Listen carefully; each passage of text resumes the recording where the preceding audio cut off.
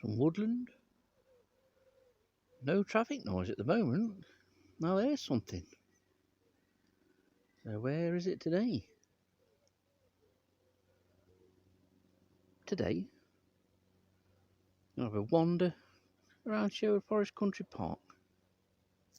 Cue the intro.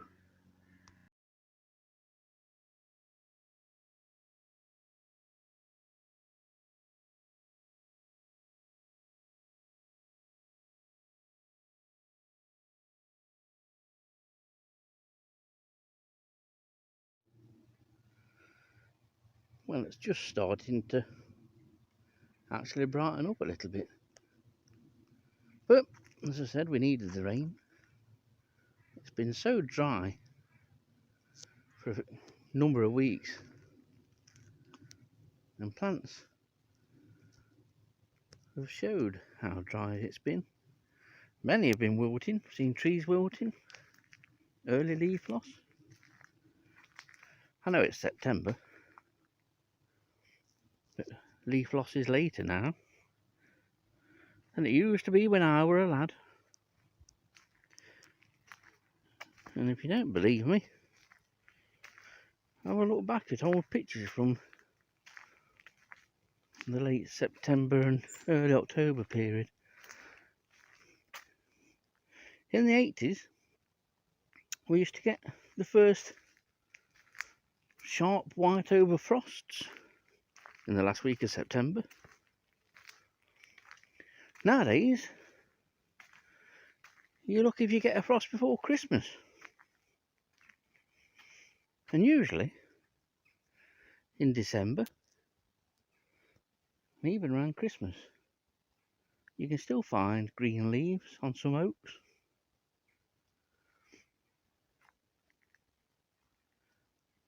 But it's quiet today, crikey. Can't even hear a car or a plane. Just a crow and me. And that's the way we're heading. Gonna find a big tree. You can tell it's September, because that's a typical September call. The ticking of robins.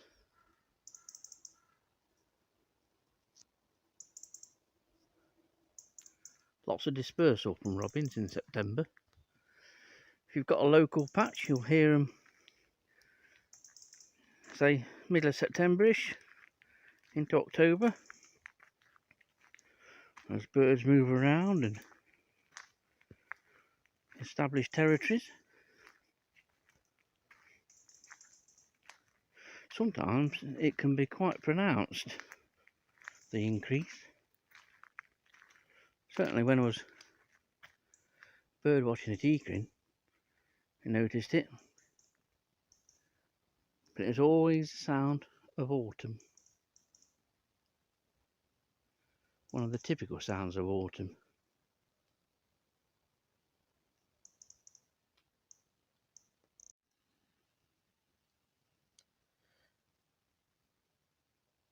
Looks lovely, doesn't it? Yesterday's rain and last night's dew on the dead flower heads of these fescues and bents.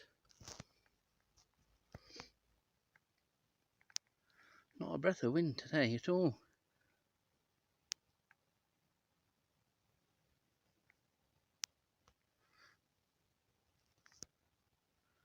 And within the country park area, so I'm going to try and stand up. Made it. This is the only really proper bit of heathland. There is an area known as the Heather Path, which we'll have a look at in a bit. Lots of seen big trees, and they've recently removed a lot of the scrub, which was a good thing, because it's a few years since I've done it, And in parts, it was becoming a problem.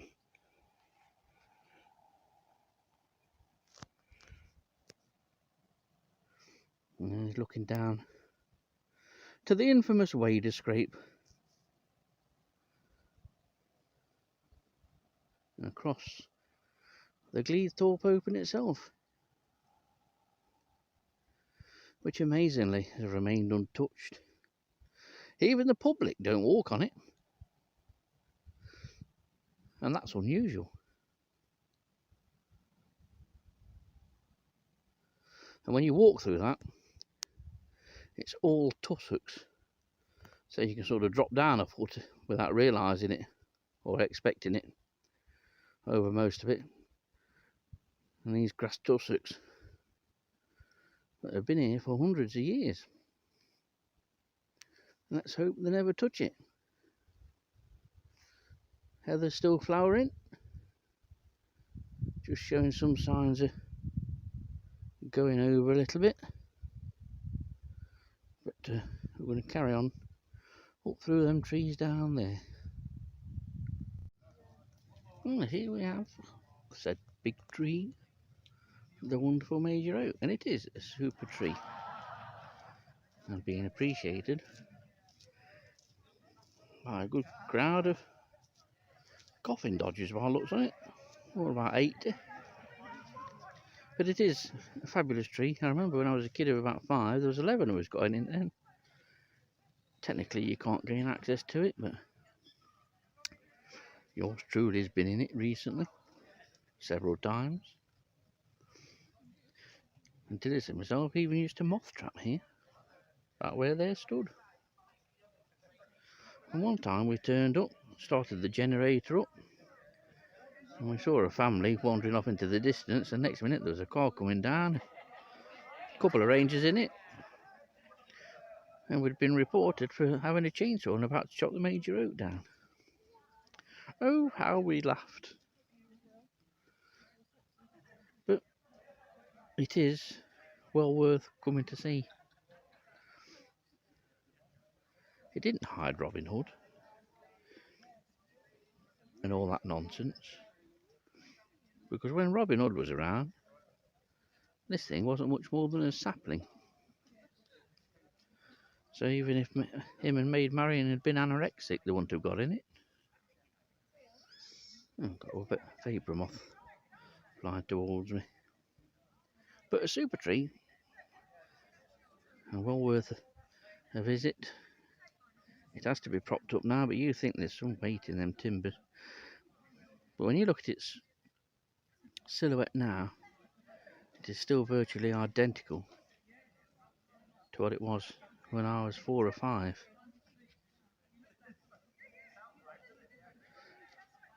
But it's not the only really good tree in Sherwood. The forest is full of them. Not as wide a trunk as this, admittedly. And this sort of shape and squat nature of it does make it relatively unique. But it needs a fair bit of maintenance to remain upright. There again, and then Garwood at that age. The trouble is with the major oak is the people. But that's what people come to see. The big tree. So I'm wandering away from the major oak. Once you get towards the western end of Sherwood, it gets quieter. Thank God. But as I walk down here, this spot here, we once decided, did this in myself, about 1 o'clock in the morning. It was late December or early January, and we decided to come moth trapping. we were daft that way. Well, that way goes back towards the visitor centre. But this is the way we're going. Got two choices. I could make this a very long walk for myself and turn left here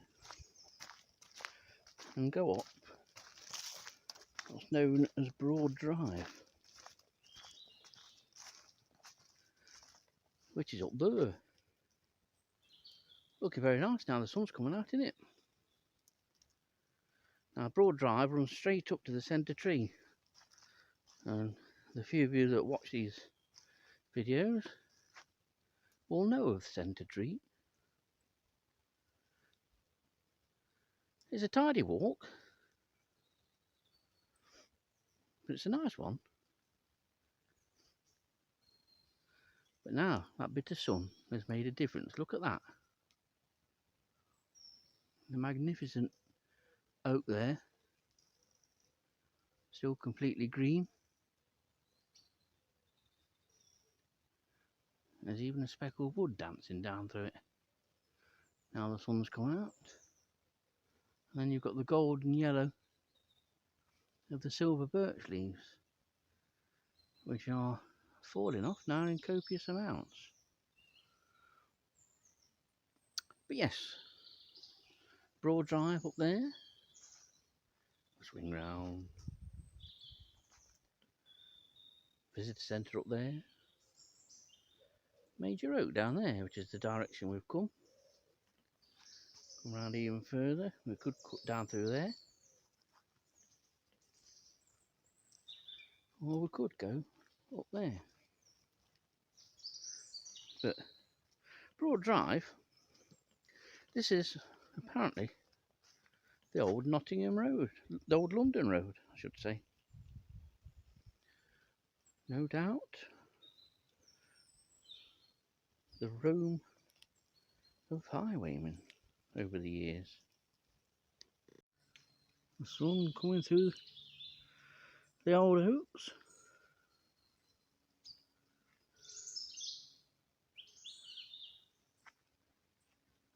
And some lovely blue sky. As yesterday's low pressure system moves away.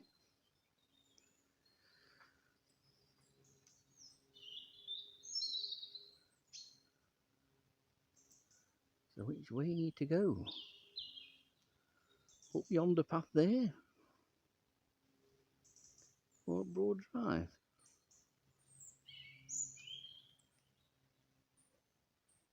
We'll go this way.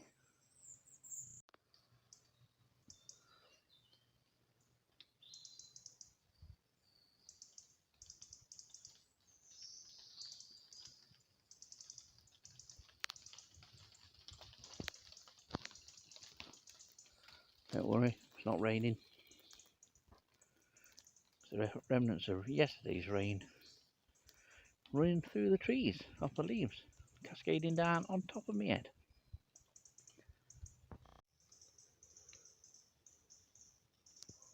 Doesn't that just look magnificent, eh?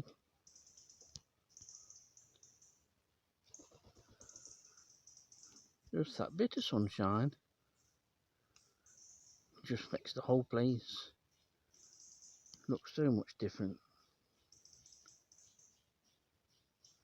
Not agrees.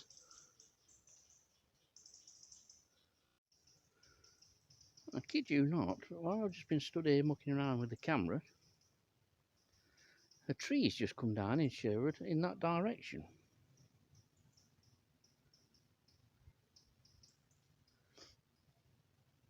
Might go and have a look for that. But it's just come down. You could hear it as plain as day. And there's no felling. So, the forest is one less tree.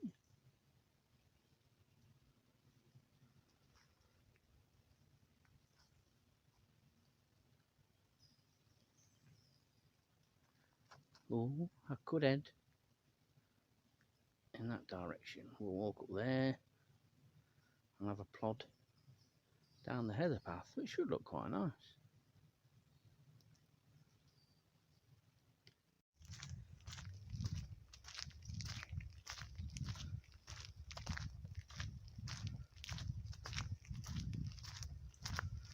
Seems as though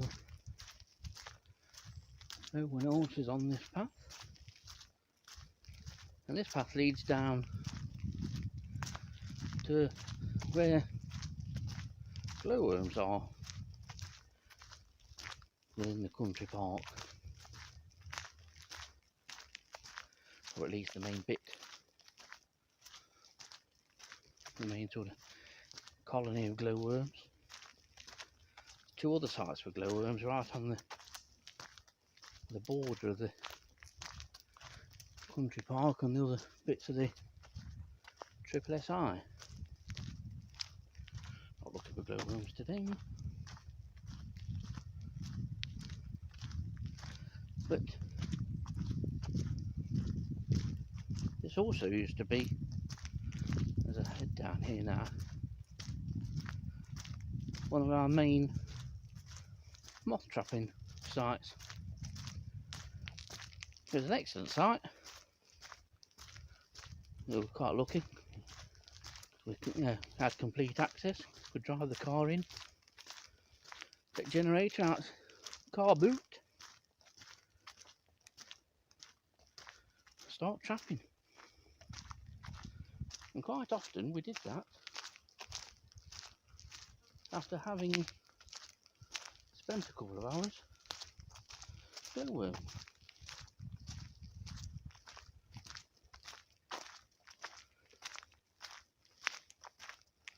There were good days or nights. Speckled wood. Might get a few butterflies now. The only one I've seen today so far is 2 or 3 speckled woods and a couple of male vapour moths. But it's quite nice, isn't it? You have to excuse the breathlessness. I've got emphysema. You have to excuse the teeth because I haven't got them.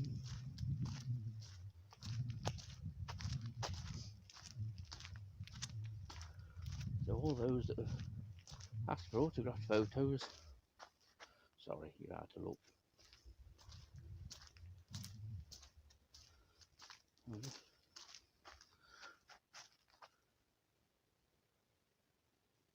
Look at that. What is that?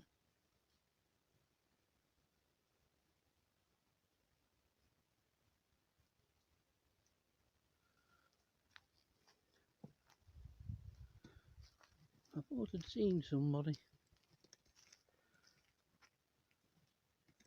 Maybe it was the famous ghost of the Edwardian couple.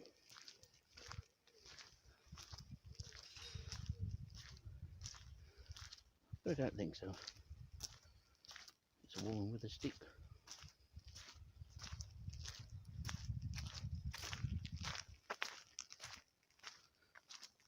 Right, let's get onto the heather path.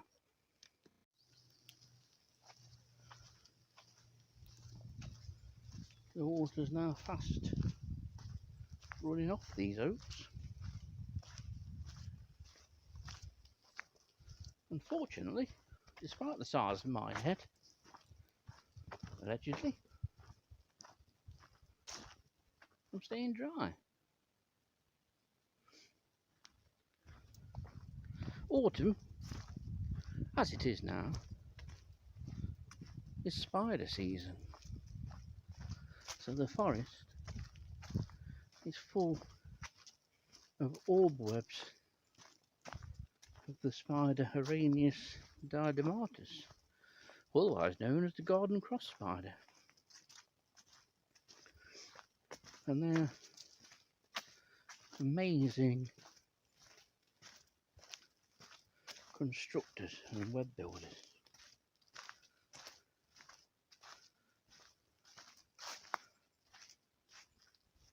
But listen to this.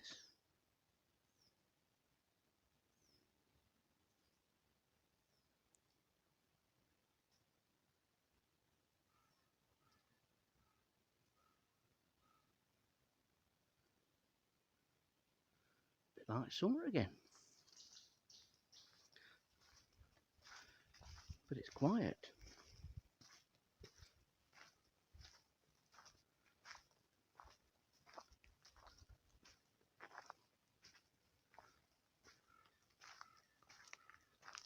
I just love. You don't get much autumn colour in Sherwood. You get none off oaks at all. The only autumn colour you get is off birch. But what always does look good are oaks when they're backlit like that. Here's something, but I don't think the camera will pick these up, because you see where that light patch is there of grass on the ground. Between the two trees, it is full of cobwebs. I can see it from here. In fact, there's a spider here that's actually in the process of building. So I've got to try and get under that one. But they will build across spans of 5 to 10 feet, and these are all building.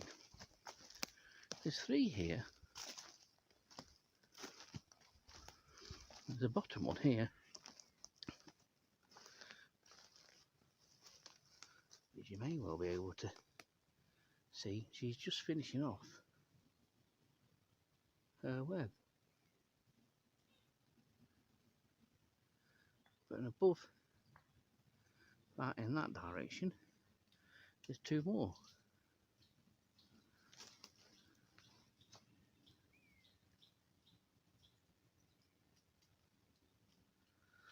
Amazing.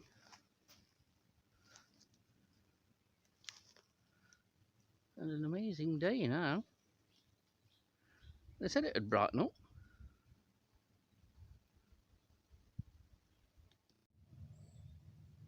Yeah, no matter where you walk between these trees, you're disturbing a lot of web making. So if you don't like spiders, this could seem like a horror film to you if you walked in amongst these trees. But there's an old remnant of one of the ancients.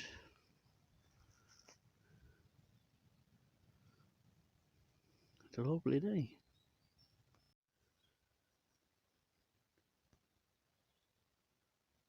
Peace and quiet.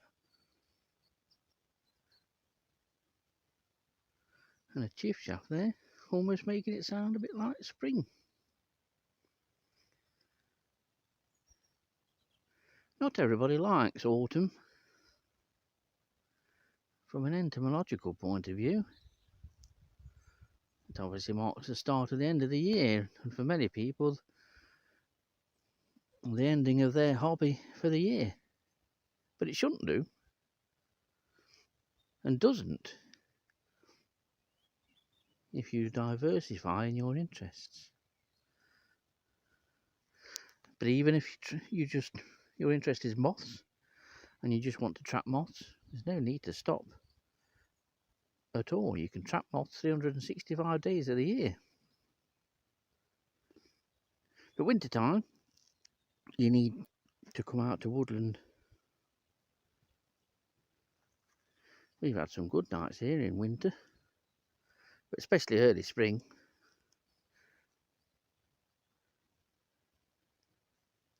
Even a mild night in January is worth coming out for. And we've had more moths attracted in a couple of hours in February on a mild night than we have had in April and May. So although autumn can be a sad time, autumn colour makes it a spectacular season. I say Sherwood's not brilliant for autumn colour. Oaks just die, the leaves just die off brown. The only bit of autumn colour you get is the golden yellow of birch leaves, and quite often they come off really quickly. So a lot of the trees have probably lost 50% of the leaves already because of the dryness. But autumn is beautiful in its own way, and you have to make the most of it and enjoy it.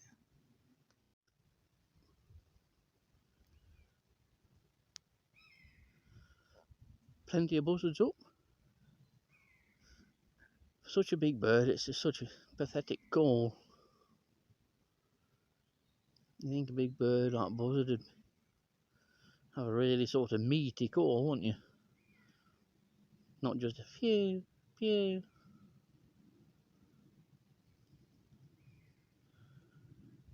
A bit of autumn here with the leaves coming off this silver birch. There were lots dropping off when I was walking down it, and I thought, oh, that'll make a nice shot. Now it's stopped. Perhaps it's the end of autumn. And if you wonder what's in the fencing on the right hand side, it's a pathetic attempt at trying to get some bilberry back.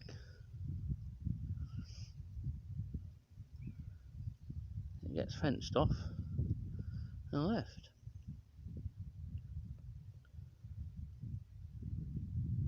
And you'll see as we walk down there, not only some big cows, you'll see why this is called the heather path. Honest.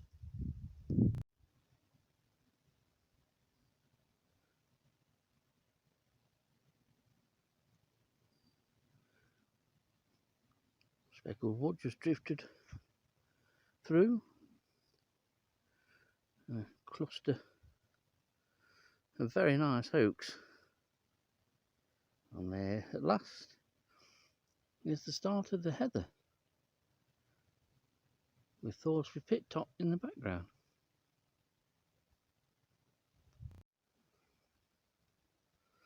The smell from the heather's beautiful. Yeah, and English longhorns tucked away up there, look. Usually very docile. You've got to watch them when they're in, when they've got young.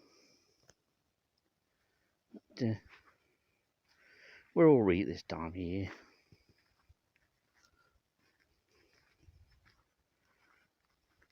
But it's a good area of heather. Actually, especially this bit that I'm looking at now. Quite impressed. Maturing nicely. And the silver birch trees on the left, just at the back of them, was, if I remember right, the site of the first record of Welsh clearing many years ago. There's something you don't see at Sherwood because they cut the bogger down all the time. This is one of about 2 areas of gorse.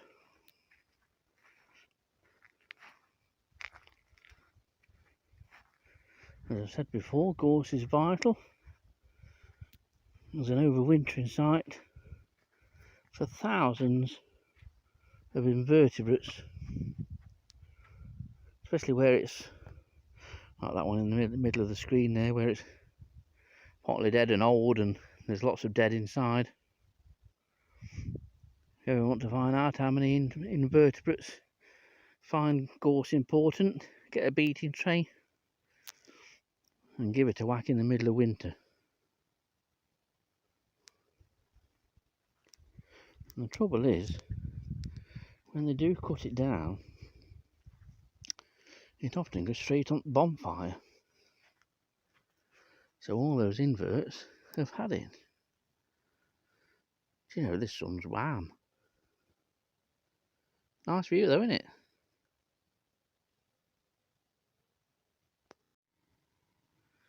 Well, that's the heather path that we've walked down And if I just spin round, just through there, we're back to where we started off, at the Gleethorpe Open. So we'll head down there. We'll leave the far end of Sherwood for another day, because there's plenty of time yet.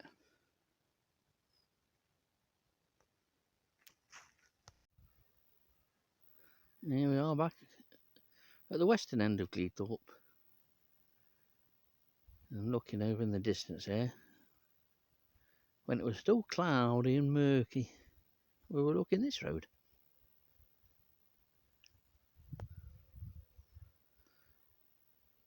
One of my favourite views in Sherwood. So we're going to have a walk down this side, just have a look, see whether there's a few bits, but it's just been a nice walk. It's been too wet really to look for anything, but we might find something.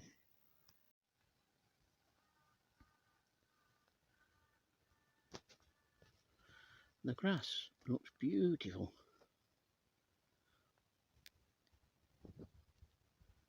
Like a million pearl necklaces with the droplets of water. Looks quite stunning, especially when the sun comes out. Another hour, it'll all be gone, evaporated by the sun. There's one lady that's finished her morning's work in constructing a web to catch dinner. Amazing things. How spiders like that know.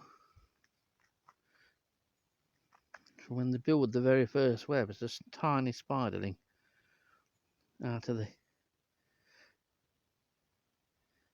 nursery. When they build the first web, and they can make one that's perfect. One of many wonders of nature. And one of many wonders of nature that you can see in Sherwood Forest, if you put in some effort and have a look. It's all there.